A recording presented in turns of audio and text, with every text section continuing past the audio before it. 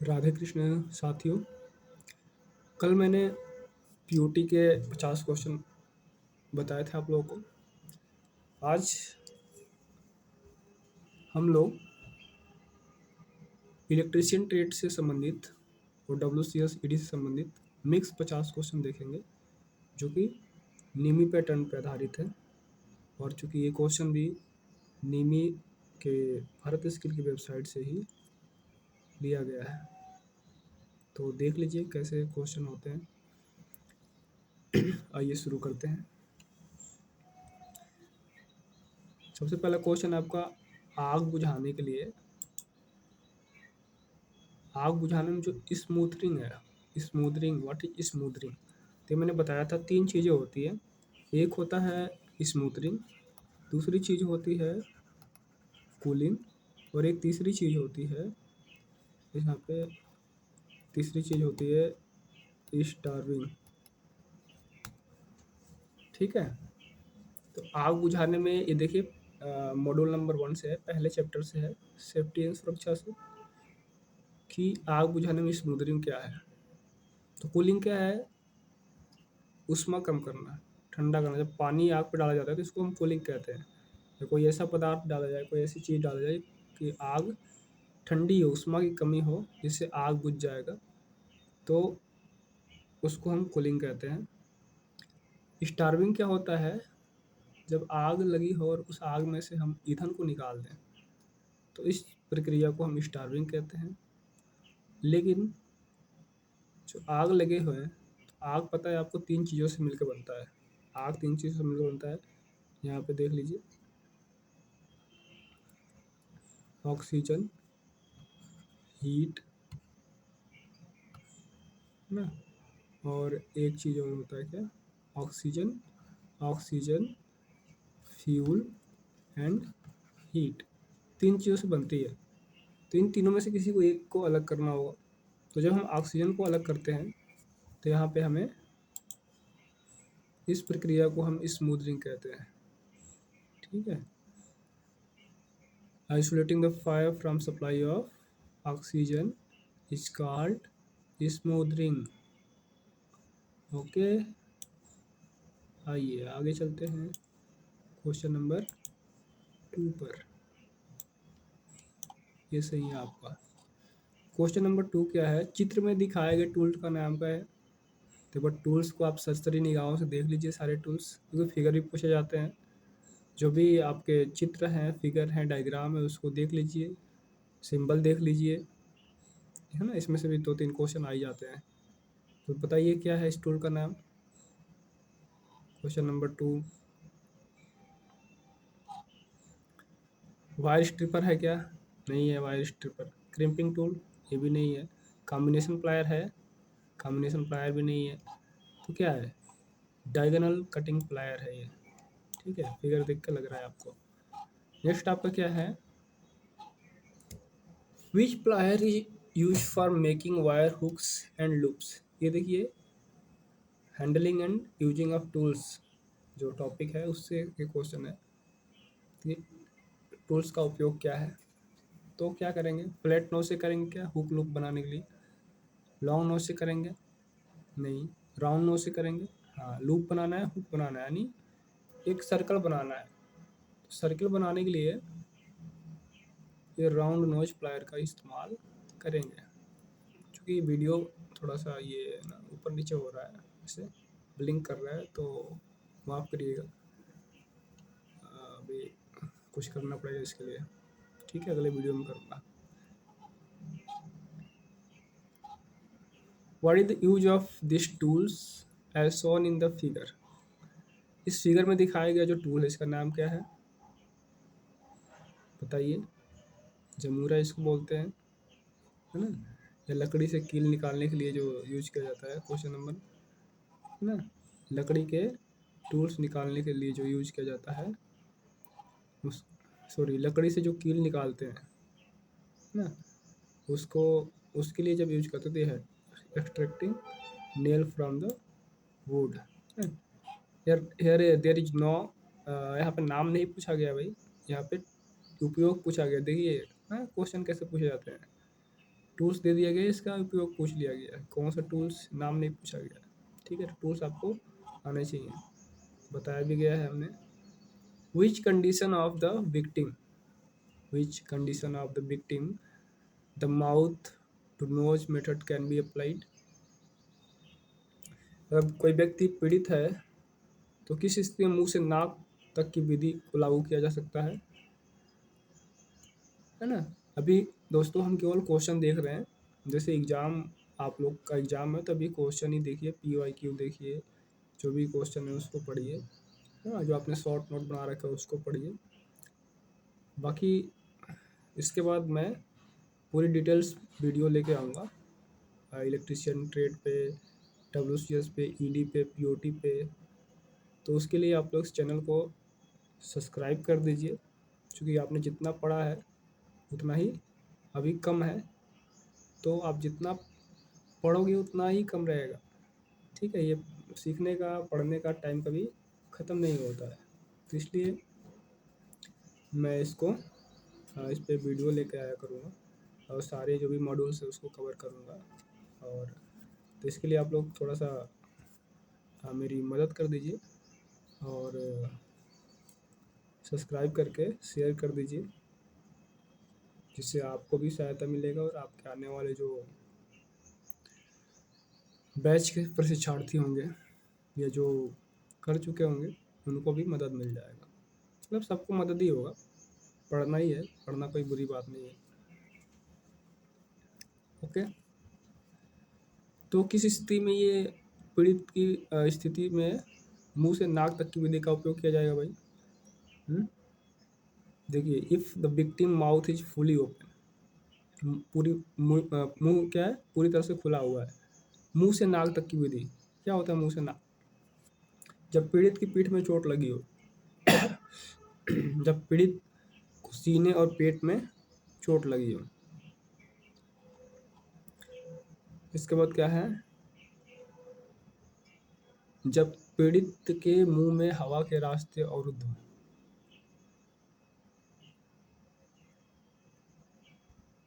तो इसमें क्या है? Which condition of the victim the mouth to nose, मुंह से नाक में हवा फूकना है। तो इसमें क्या होगा? जब पीड़ित के मुंह में हवा के रास्ते अवरुद्ध हो तो उस टाइम पे हमें मुंह से नाक में हवा फूकना होगा, माउथ टू नोज। ठीक है, तो माउथ टू नोज दिया गया है। What is the name of the register as shown in the figure? What is the name of the register as shown in the figure? दोस्तों आप लोग थोड़ा सा ये जो टाइमिंग है क्वेश्चन के अनुसार ही चल रहा है ना, तो एक्सप्लेन करने में टाइम लग रहा है। यदि आपके पास टाइम कम है तो यू कैन इसको 1.25 1.5 के स्पीड पे भी देख सकते हैं, जिससे आपका थोड़ा टाइम बचेगा। Okay, next question 6 number question है, what is the name of the register as shown in the figure? ये रजिस्टर है, इस रजिस्टर का नाम क्या है? कौन सा रजिस्टर है? धातु नहीं है। वायर बाउंड रजिस्टर, देखिए यहाँ पर वायर लिख रहा है, वायर बाउंड रजिस्टर है ये।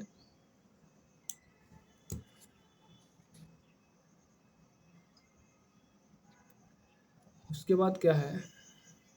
What is the SI unit of विशिष्ट प्रतिरोध ना, स्पेसिफिक जो रेजिस्टेंस होता है उसका इकाई क्या होता है भाई? तो ओम पर सेमी तो होता नहीं है। देखिए क्या होता है, ओम पर सेमी नहीं होता है, ओम मीटर होता है, ohm meter. Option number A3।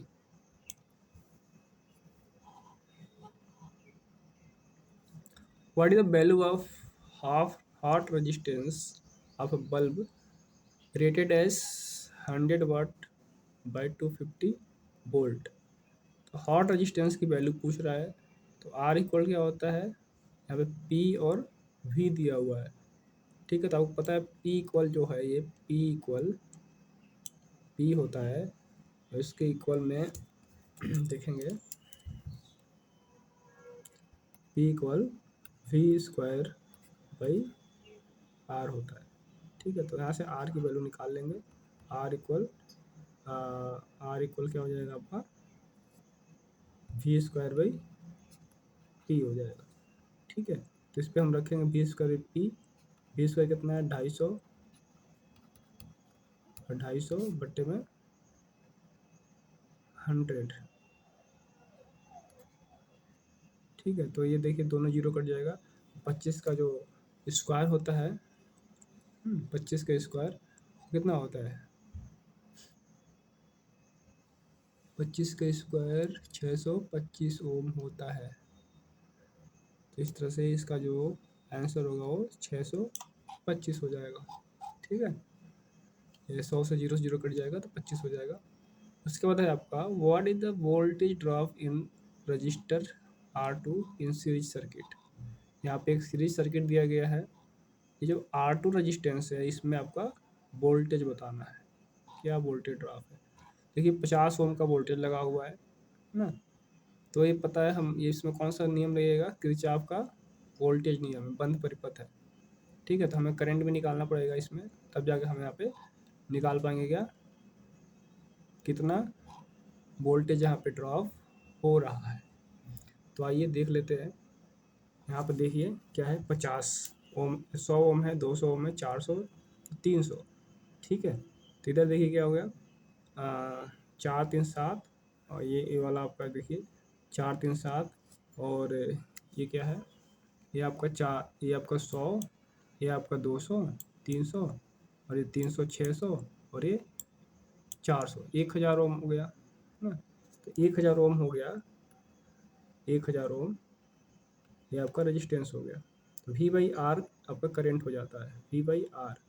तो 50 यहाँ पे करेंट हो जाएगा, 50 बट्टे में 1000, ये करंट हो गया है, क्योंकि सीरीज सर्किट तो यही करंट सारे उसमें होगा। आप क्या कह रहा है, आई इंटू आर कर देंगे, R2 है तो ये आई की वैल्यू हो गई आपकी, ये सारे सर्किट में आई की वैल्यू हो गई। अब R2 में वोल्टेज ड्रॉप निकालना है तो V2 मान लेंगे, तो I equal I into R2 हो जाएगा। तो आई क्या है, 50 बट्टे में 1000, और गुड़े जो है आपका 200, आई इंटू आर। ये 200 से 200 कट जाएगा, 0 0, यहाँ 50 से भी कट जाएगा, यहाँ बचेगा 2, और 2 इंटू 5 कितना होता है, 10। इस तरह से हमारा जो वोल्टेज है वो 10 वोल्ट आ गया। तो R2 में कितना वोल्टेज ड्रॉप हो रहा है भाई, R2 में कितना वोल्टेज ड्रॉप हो रहा है, यहाँ पे ऑप्शन नंबर E2 सही है, 10 वोल्ट ड्रॉप हो रहा है। मान जी इसी बार ये क्वेश्चन पूछ देगा तो R1 में पूछ देगा, या इसी को पैरेलल में पूछ लेगा। ठीक है, तो ऐसा नहीं कि क्वेश्चन कहीं मंगल ग्रह से उठा कर लाए जाएंगे, क्वेश्चन आपके सिलेबस से ही आते हैं। जैसे ये आपका ये इतना हो गया, इसमें 100 ओम है, यहाँ पे 10 ओम है, यहाँ पे 10 वोल्ट आपका वोल्टेज ड्रॉप हो गया। 100 ओम में कितना होगा भाई, 200 में तो 10 वोल्ट, तो 100 में तो 5 वोल्ट, आधा हो जाएगा। ऐसे यहाँ पे 300 है, देखिए 100 में 5 वाला, 300 में कितना होगा, 15 वोल्ट हो जाएगा।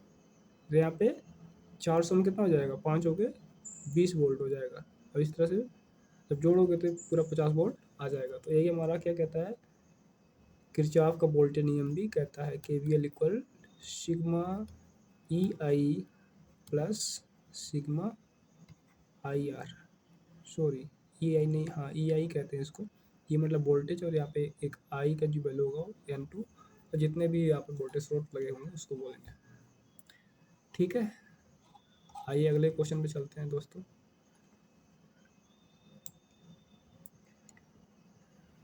अगले क्वेश्चन क्या है, विच type of soldering method is use for servicing and repairing work.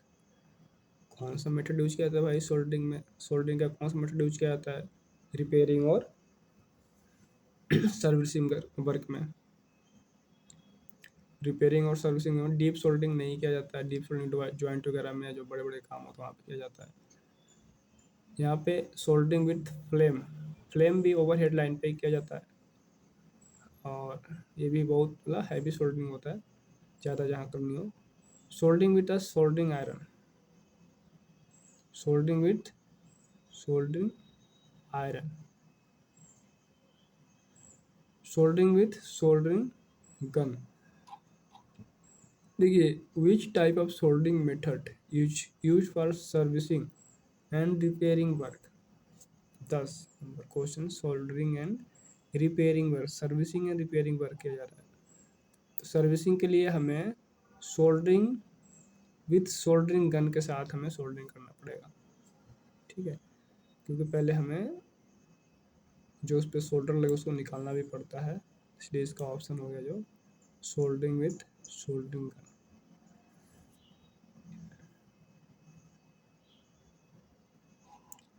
Calculate the resistance measured between point X and Y.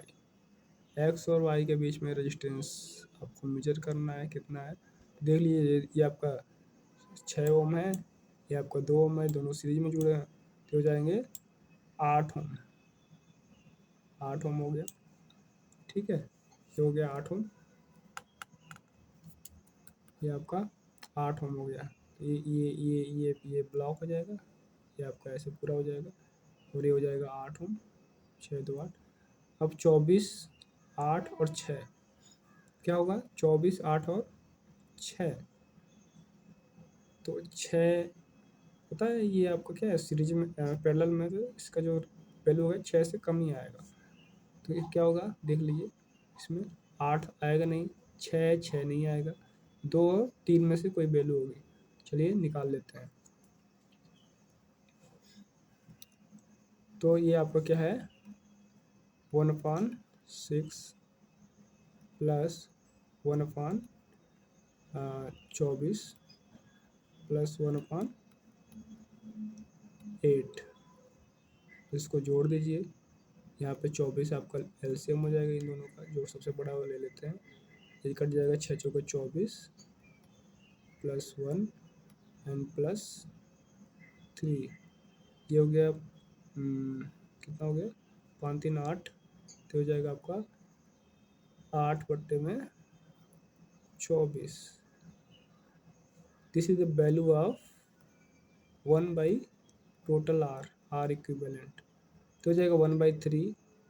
जब आर करोगे तो आपका आ जाएगा 3 ओम, ये आपका कैंसल आउट हो जाएगा, तो ये आपका 3 हो जाएगा। तो ये आपका जो ऑप्शन नंबर 2 है, A2, वो सही है, तीनों, ठीक है।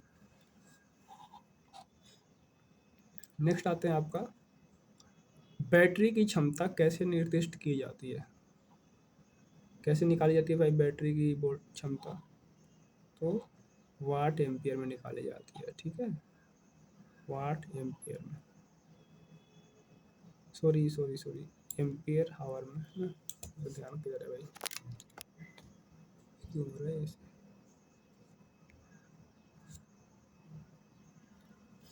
ठीक है। उसके बाद आते हैं नेक्स्ट क्वेश्चन 13 नंबर क्वेश्चन आपका क्या है,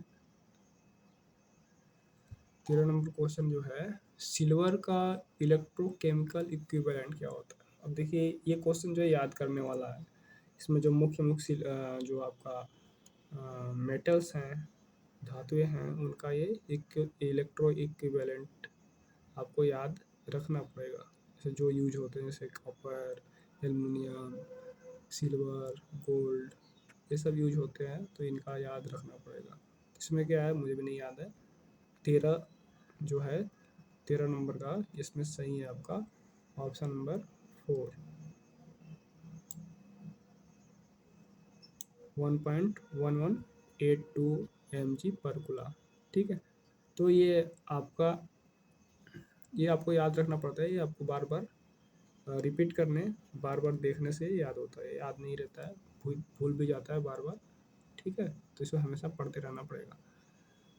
तो इसका क्या होता है, ई क्या होता है, mg पर कुला, ये वो वैल्यू है कि किसी अगर इसको जब हम वो करते हैं ना, इलेक्ट्रोलिसिस करते हैं, तो जो सिल्वर से अवक्षेप निकलता है, सिल्वर मेटल से जो अवक्षेप निकलते हैं, 1 कूलम आवेश के कारण ये इतना mg अवक्षेप निकलेगा, अगर 1 कूलम आवेश 1 सेकंड के लिए प्रवाहित किया जाए। ठीक है, आ जाइए अगले क्वेश्चन में चलते हैं। अल्काइन सेल में किस इलेक्ट्रोलाइट का उपयोग किया जाता है? अल्काइन सेल क्या होता है भाई? ठीक है, तो अल्काइन मतलब क्षारीय, ठीक, अमोनियम क्लोराइड नहीं होता है, डाइल्यूट सल्फ्यूरिक एसिड नहीं होगा, इलेक्ट्रोलाइट पूछ रहा है, अल्काइन सेल है। निकल हाइड्रोक्साइड नहीं होता है, निकल हाइड्रोक्साइड नहीं होता है, इसमें जो होता है ये पोटेशियम हाइड्रोक्साइड होता है, KOH। ठीक है, अल्काइन सेल में। नेक्स्ट आपका है कार्बन जिंक ड्राई सेल में किस इलेक्ट्रोलाइट का उपयोग किया जाता है? कार्बन जिंक ड्राई सेल में किस इलेक्ट्रोलाइट का प्रयोग किया जाता है? Carbon zinc. ठीक है, तो देखिए इसमें क्या है, इसमें अमोनियम क्लोराइड आपने पढ़ा होगा, अमोनियम क्लोराइड इलेक्ट्रोलाइट का उपयोग किया जाता है जो कार्बन जिंक सेल है। रिचार्जेबल नहीं होता है भाई, ड्राई सेल है।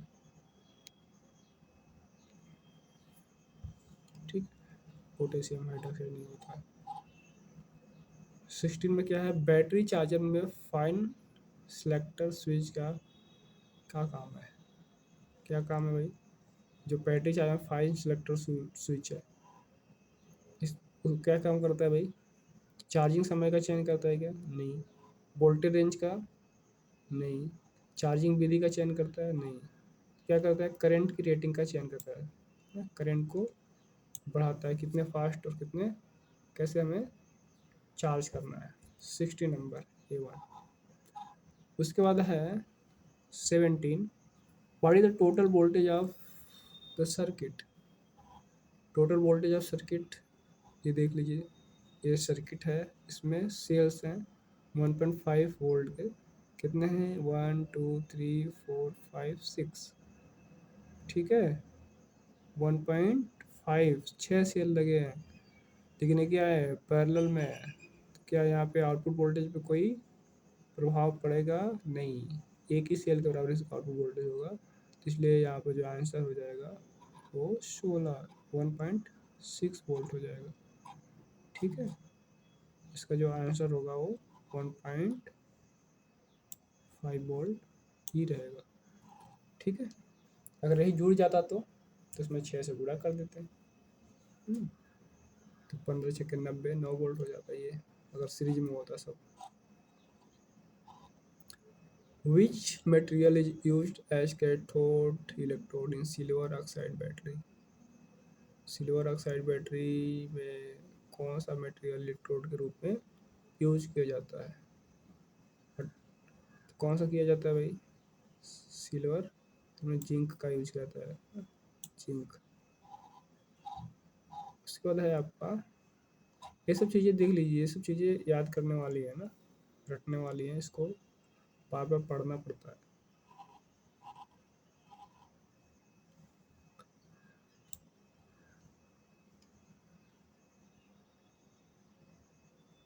चलिए, हिंदी वाला दिख रहा है, कोई बात नहीं।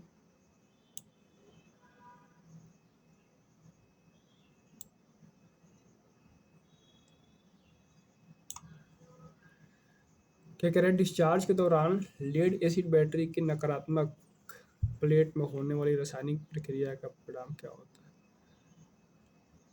लेड एसिड बैटरी में जो निगेटिव प्लेट्स है, उसमें रासायनिक प्रक्रिया का परिणाम क्या होता है? हुँ? क्या होता है परिणाम?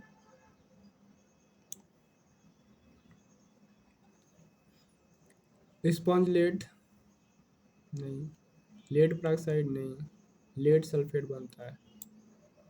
ठीक है, डिस्चार्ज जब होता है तो जो लेड होता है लेड सल्फेट में परिवर्तित हो जाता है।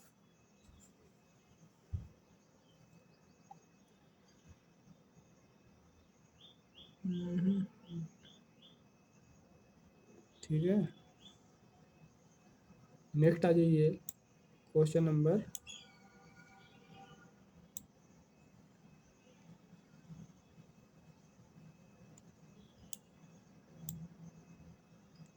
20। क्वेश्चन नंबर 20 क्या है? What is use as a positive electrode in dry cell? Dry cell में पॉजिटिव इलेक्ट्रोड किसका बना होता है भाई? Positive electrode copper, carbon, zinc, किसका बना होता है? कार्बन का बना होता है। जो आप देखते हो जो सेल है उसमें एक कार्बन की छड़ होती है जो कि काली काली होती है, वो कार्बन का बना होता है। इलेक्ट्रोड ड्राई सेल में पॉजिटिव जो होता है जिस पे कैप लगा होता है, ठीक है। जैसे चलिए बाद में दिखा जाना, अभी क्वेश्चन सॉल्व करते हैं। 21। 21 क्या है? Which is the advantage of nickel iron cell? Nickel iron cell का एडवांटेज क्या है भाई?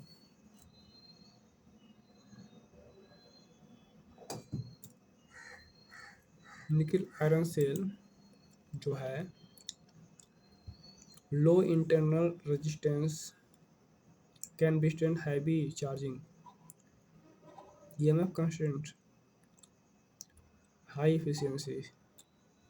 निकल आयरन सेल का लाभ क्या है? ये हैवी चार्जिंग करंट का सामना कर सकता है, ठीक है।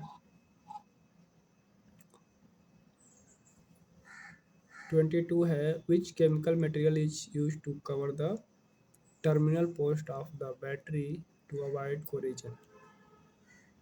जो बैटरी के टर्मिनल्स होते हैं उसके ऊपर एक केमिकल यूज किया जाता है जिससे कि उस टर्मिनल पे कोरिजन ना लगे। उसका नाम क्या होता है? नाम बताना है। देखिए सोडियम क्लोराइड नहीं होता है, अमोनियम सल्फेट भी नहीं होता है, पेट्रोलियम जेली होता है। जो आप अपने ओठों पे वैसलीन भी लगाते हैं वही पेट्रोलियम से भी वो भी बना होता है। इस तरह से याद रख सकते हैं। How to how the conduit pipes are specified? Conduit pipe को कैसे स्पेसिफाइड किया जाता है भाई? Length in metre, wall thickness in mm, inner diameter in mm. कैसे किया जाता है? Outer diameter in mm. तो आउटर डायमीटर जो होता है 25 mm, 19 mm जो होता है पूरा आउटर डायमीटर होता है।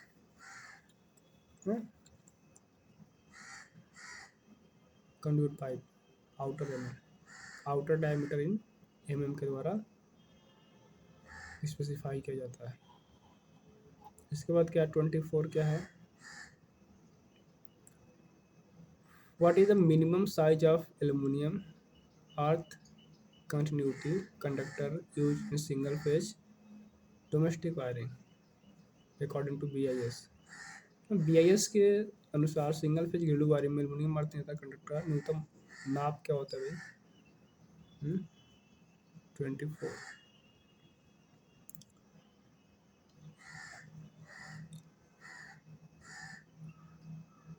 होता है 2.5 mm स्क्वायर का होना चाहिए। 2.5 mm स्क्वायर, 2.5 स्क्वायर mm का होना चाहिए मिनिमम साइज जो है सिंगल फेज के लिए। इसको आता है चित्र में दिखाए गए वायरिंग का नाम बताइए। कौन सा वायरिंग है? हम्म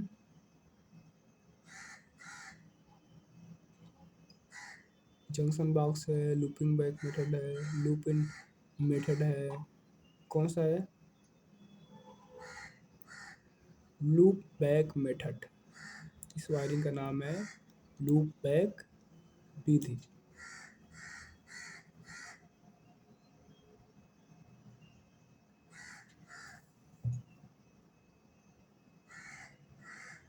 लूप बैक विधि इसका नाम है, देख लीजिए।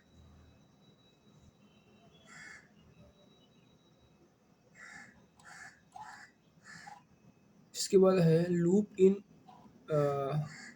26 which principle the earth resistance tester works? Earth प्रतिरोध परीक्षक किस सिद्धांत पे काम करता है भाई? इंडक्शन पे नहीं काम करता है, फॉल ऑफ पोटेंशियल मीटर पे काम करता है, ये बताया गया आप। Call of potential meter. Which type of load is protected by the L series?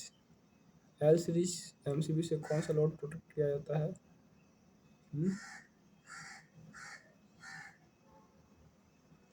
गेजर।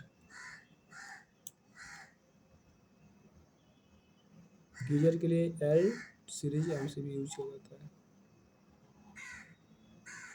Wiring का ट्री सिस्टम किस स्थान पर सबसे उपयुक्त है? वायरिंग का ट्री सिस्टम किस स्थान पर सबसे उपयुक्त है?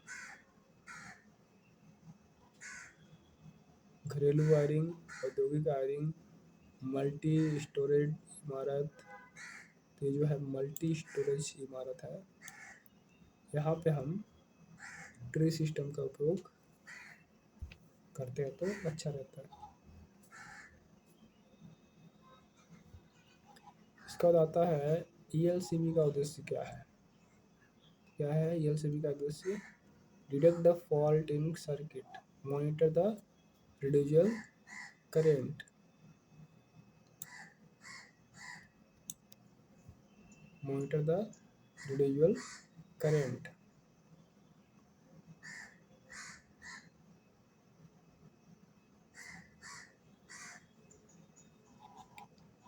इसके बाद आता है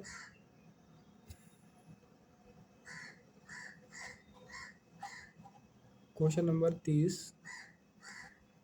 Why AC is required to measure the earth resistance by using earth resistance testing?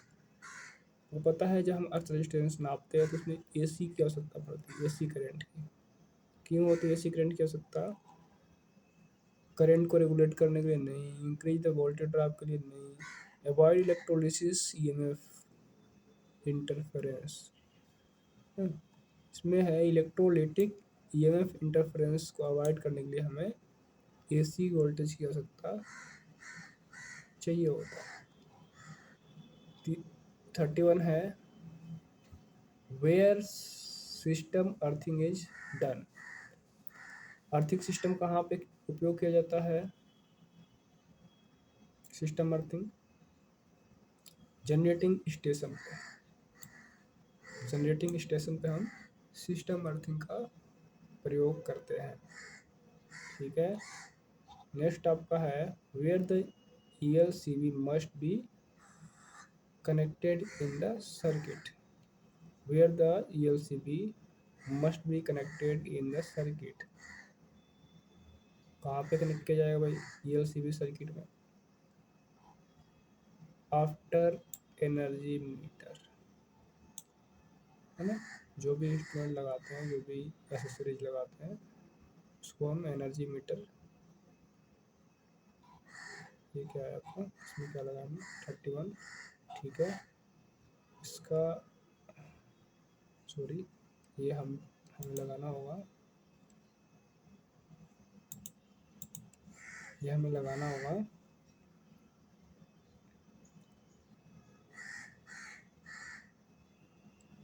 जो load at the entry of supply to load after energy meter. After energy meter only नहीं होगा, एट द एंट्री, लोड करने के लिए आपूर्ति के प्रवेश पर, at the entry of supply to load after energy meter. ठीक है। जहाँ पे हम लोड को सप्लाई दे रहे हैं एनर्जी मीटर के बाद, उसके पहले हमें लगाना पड़ेगा, वहीं लगाना है लोड के पास। 32। नेक्स्ट आते हैं 33 number question. What is the unit of magnetomotive force? MF की इकाई क्या है भाई? एम्पियर पर मीटर स्क्वायर नहीं है, एम्पियर मीटर भी नहीं है। एम्पियर टर्न जो होता है एनआई, उसी को हम बोलते हैं एमएमएफ। और इसकी जो मेजरमेंट होता है, इकाई होता है, वो एम्पियर टर्न में मापा जाता है। What is the unit of susceptance? Susceptance की इकाई क्या है? ओम का क्या है? ओम रेजिस्टेंस का, रेजिस्टेंस का उल्टा कंडक्टेंस का है, कंडक्टेंस का मोह होता है। ठीक है। तो ये भी जो ससेप्टेंस है, ये भी जैसे जो हमारे पास रेजिस्टेंस है, इंडक्टेंस है, कैपेसिटेंस है, एम्पीडेंस है, तो इसको ये उसी प्रकार का ससेप्टेंस जो है वो इंडक्टेंस, इंडक्टिव रिएक्टेंस जो उसका उल्टा होता है, तो उसका भी आपका मोह होता है, मोह। ठीक है, हेनरी देखिए इंडक्टेंस का होगा, फैरेड देखिए कैपेसिटेंस का होगा, ओम देखो रेजिस्टेंस का होगा। तो ये तीनों को पता है आपको, ये अलग है, तो ये ससेप्टेंस का होगा। Which formula is use to calculate three phase reactive power if the line voltage is VL and line current is IL। ठीक है, यदि लाइन वोल्टेज VL और लाइन करंट IL हो तो थ्री फेज रिएक्टिव पावर को खोजने के लिए, मतलब निकालने के लिए क्या फार्मूला यूज होगा? तो इसके लिए जो फार्मूला लगेगा, देखिए VL cos थीटा जो होगा, ये रूट में ये आपका 3 VIL साइन थीटा, इसमें साइन थीटा दिख रहा है और रिएक्टिव पावर हो जाएगा। ठीक है, ये आपका एक्टिव पावर है, ये एक्टिव पावर है, एक्टिव पावर है, और ये अपरेंट पावर है, टोटल पावर, और ये आपका रिएक्टिव पावर है। अब कह रहा है 36 नंबर क्वेश्चन कि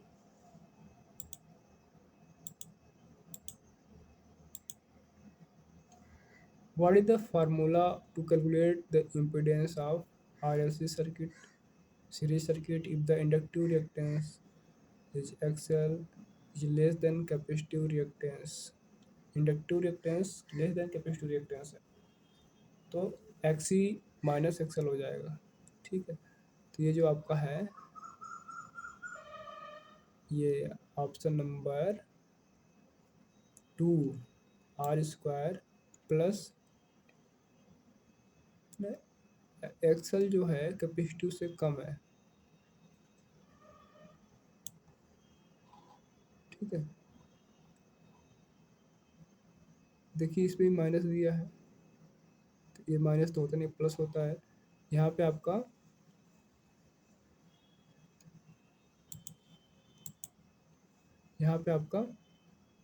R² प्लस ये नहीं होगा, ये वाला होगा XL माइनस XC। अब आप XL को XC से घटाओ या XC को XL से घटाओ, यह है स्क्वायर, स्क्वायर होगा तो पॉजिटिव आ जाएगा, तो इससे कोई मतलब फर्क नहीं पड़ता।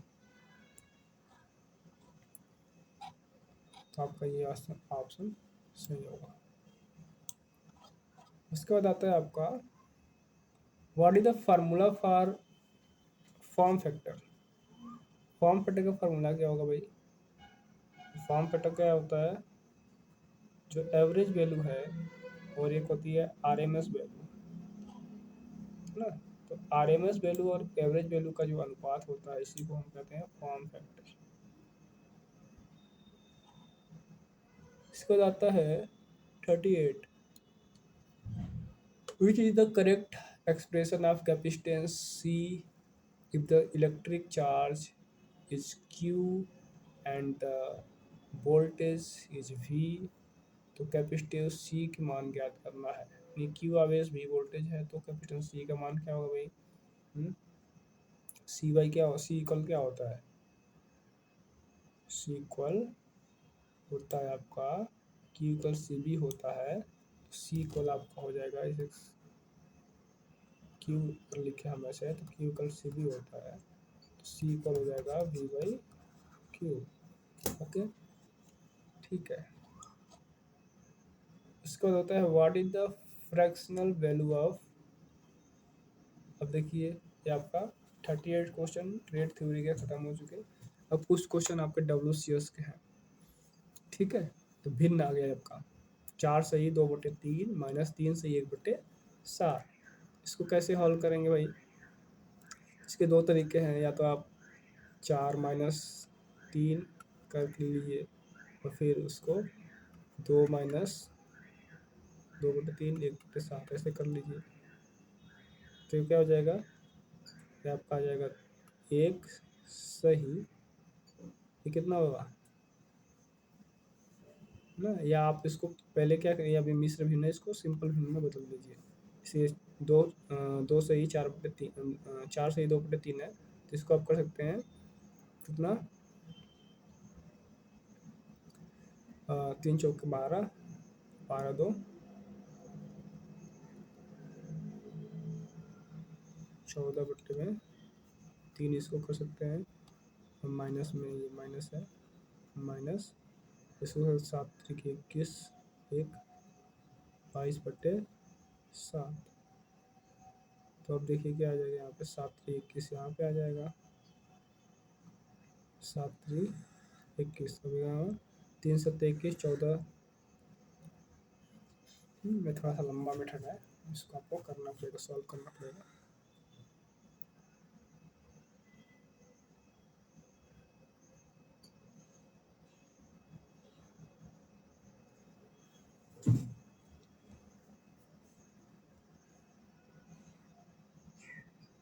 तो 14×7 = 98, और माइनस में हो जाएगा आपका 7×3 = 21, 22×3 = 66, ये आपका 66 हो गया। तो हो गया आपका 2, और इधर बचा 3/21। अब देखिए यहाँ पे कौन सा ऑप्शन इसके लगभग इक्वल आ रहा है। तो देखिए 11 कम 11, और 11 में 14 जोड़ोगे तो कितना आ जाएगा, 32 नहीं आएगा। 21 कम 21, और 21 11 32 ना, ये 11 जोड़ोगे तो कितना आ जाएगा, 25 हो जाएगा, और ये 21, ये 32 होगा। तो इसलिए इसका सही कौन सा होगा, 39। आपका जो A3 है वो सही है, 11 सही, 1 सही, 1/21। अब आप वैसे भी कर सकते हो कि 4 - 3 को घटा दिए पहले, 4 - 3 को घटा दिए पहले, तो ये 1 आ गया, और 2/3 - 1/7 को हल कर लीजिए, वो भी वैसे ही आ जाएगा। 3×7 = 21 यहाँ पे आ जाएगा, और 3×7 = 21, 7×14, 14 यहाँ हो जाएगा, 7×21, और यहाँ पे 7×21, और 3 कम थे, यहाँ पे कितना जाएगा, 7×21, 3 कम 3, तो यहाँ पे कितना आ जाएगा भाई, 11/21। ठीक है, नेक्स्ट आते हैं हम, convert the fraction to decimal. ये फ्रैक्शन है, इसको डेसिमल में कन्वर्ट करना है।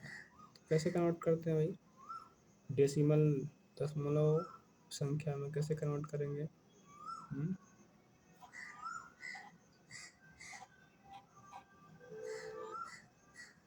ठीक है, देखिए इसे हम भाग दे देंगे,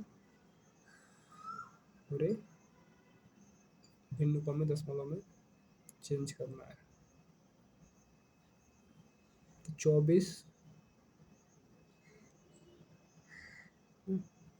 20×6 = 120, इसमें देखिए 40, इसमें ऑप्शन आपका A3 सही है, इसको सॉल्व कर लीजिएगा आप लोग, है ना, भाग दे देंगे तो सॉल्व हो जाएगा। इसे आप सिंपल साधारण मेथड यूज करो, 24 जो आपका आए, इसमें पहले हम पॉइंट लगा लेंगे, तो यहाँ पे 0 आ जाएगा। अब देखिए क्या है, कितने बार में जाएगा ये, 24, 24 तो हमें 240, 24 9 9×4 = 36, नहीं होगा। इसमें कितने बार में जाएगा,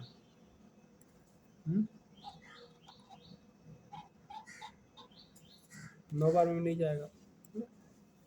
तो हम देखेंगे पहले 8 रख के देखते हैं यहाँ पे, तो 8 8×2 = 16, 3 92। ठीक है, अब देखिए यहाँ पे क्या बचेगा, ये लोगे तो यहाँ पे 8 बचेगा, और यहाँ पे आओगे तो ये आपका 0 हो गया, यहाँ पे 1 बचेगा। ठीक है, 18 बचेगा। फिर यहाँ पे अब आप 0 बढ़ा सकते हो, क्योंकि दशमलव है तो कोई बात नहीं, 0 बढ़ा सकते हो, तब देखिए अब क्या होगा, अभी 7 बार में जाएगा, 7 बार में नहीं जाएगा। तो देखिए इसमें क्या है, एक बार में हमें हमारे पास देखिए 0.6 है, 0.7 है, 0.99 आएगा, नहीं तो ये आपका 8 पॉइंट इतना आएगा, 75। बस लिख लीजिए। उसके बाद है आपका what is the subtract value of fraction. ठीक है, शॉर्टकट भी होता है, लेकिन पहले हमें कॉन्सेप्ट पता होना चाहिए।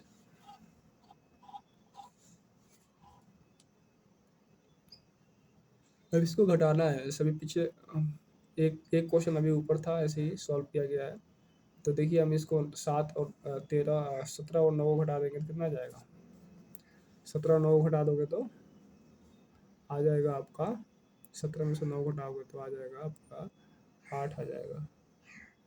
और 9/6 माइनस 15/32। 9/6 देखिए, तीन, 3 दूनी 6 और 3 3 9, 3/2 भी हो सकता है। ठीक है, तो इस तरह से 3/2 माइनस 3/2 माइनस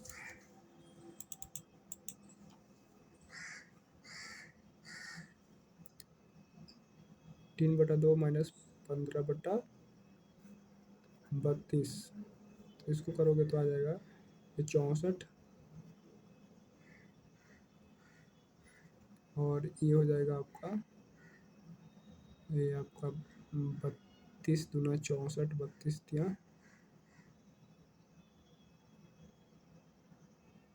30 90, 96 हो जाएगा आपका ये। और ये 32 दूना 64, 15 दूनी 30, -30 हो जाएगा। तो ये बचेगा आपका 66, ये बचेगा आपका 66/64। अरे यार चल नहीं रहा है, 66/64। तो ये देखोगे तो क्या हो जाएगा, ये जो 8 सही 66/64, ये देखिए 2 से कैंसिल आउट होगा, ये 2 तेईस 6 33, 2 तेईस 6, और ये हो जाएगा 32, 33/32। तो देखिए किसी में है 33/32।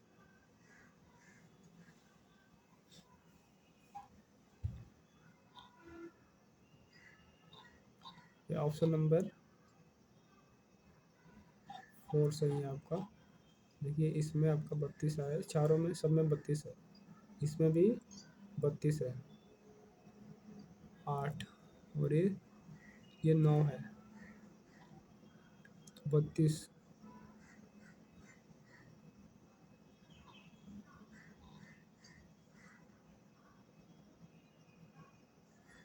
33/32। कुछ मिस्टेक हो गई इसमें।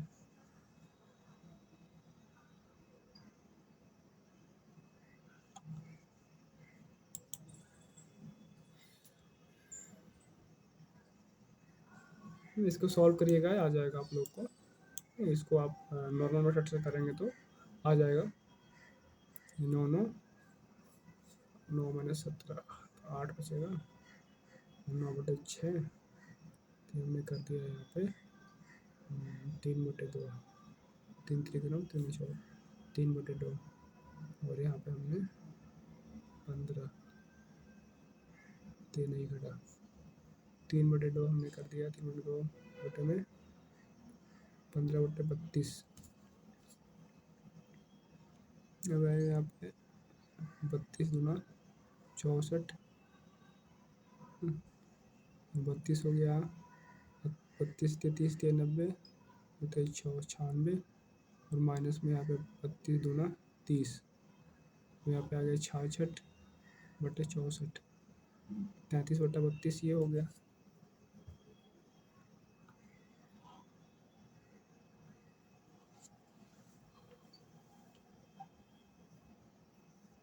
33 बट्टा 32। चलिए इसको देखते हैं ना, अगले वीडियो में इसको देखेंगे। नेक्स्ट पे चलते हैं, टाइम खर्च नहीं करने ज़्यादा। What does the letter M denote in M K S? M में जो है, एम के एस में क्या डिनोट करता है? तो ये मीटर डिनोट करता है, ठीक है, मीटर डिनोट करता है। इसका होता है आपका, how many gallon are in 1 litre? 1 litre में कितना गैलन होता है भाई? ये होता है 0.26 गैलन। 1 लीटर में 0.26 गैलन होता है। What is the equivalent of 1 atmosphere? 1 वायुमंडलीय दाब के बराबर क्या होता है? 5 मीटर स्क्वायर। ये नहीं, गलत होगा। 1.063, 1.063 ये भी नहीं होगा। 1.033 kg पर सेंटीमीटर स्क्वायर। एक वायुमंडलीय जो दाब है वो कितना होता है? 1.033 kg पर सेंटीमीटर स्क्वायर ना। 1 सेमी स्क्वायर क्षेत्रफल पे इतना केजी का बल लगता है, तो इसको हम 1 एटम बोलते हैं। What is the name of the distance from the centre to any point on a circle? What is the name of distance from the centre to any point of the circle?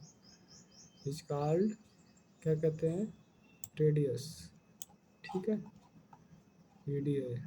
What is the example of concentric circle? Concentric circle का example क्या है भाई?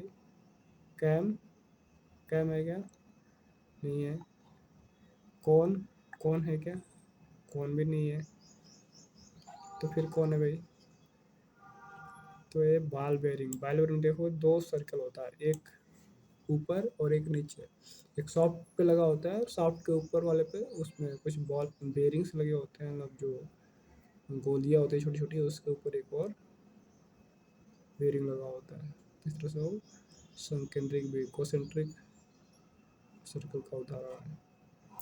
उसका बताता है, what is the name of part marks as X in circle? ये जो circle में एक्स मार्क किया क्या है? तो इसको हम जीवा बोलते हैं, कॉर्ड बोलते हैं। कॉर्ड में आपका कॉर्ड। उसका होता है 48, which is twice the radius of circle? जो सर्कल के दोगुना क्या होता है भाई? तो सर्कल के दोगुना आपका डायामीटर होता है। और 49, what is the name of straight line between 2 points on the circumference passing through the center of circle? क्या कह रहा है? वृत्त के केंद्र से गुजरने वाली परिधि पर 2 बिंदु को सीधी रेखा को क्या कहते हैं भाई? डायमीटर कहेंगे, और क्या कहेंगे? इसका होता है आपका, what is the name of part of a circle between any 2 points in the periphery of the circle?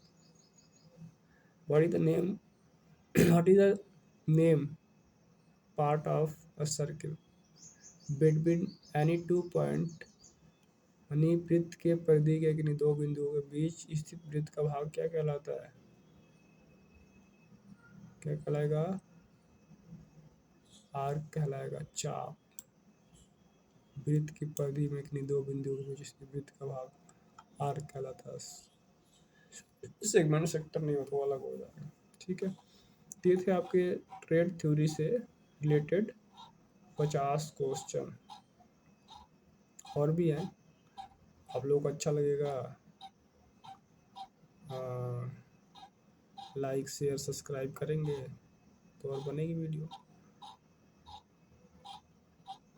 तो कमेंट करके बताइए कैसा लगा आपको ये वीडियो। बाकी इसको देख लेते हैं, इसमें क्यों डाउट आ रहा है, एक बार इसको और सॉल्व करते हैं।